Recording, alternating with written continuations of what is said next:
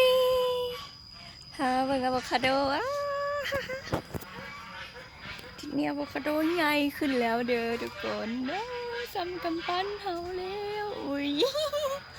เอ้ยปีนี้มันเป็นอยู่งานลุมกันหลายเด้อเหลือเป็นคู่อยู่เด้อ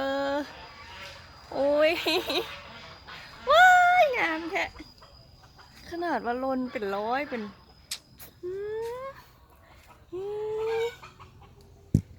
ว้ายเป็นตาแวงดิอุ่นนะเห็นป่ะทุกคนว้ายอย่าหักเด้องานเด้อเอาดีๆเด้อคือว่าหลายแท้เอาดีๆโอ้โอ้โอ้โหโอ้งานนี้4 หน่วยรอดอยู่ประเดอย่าหักอย่าขาดลงเด้อ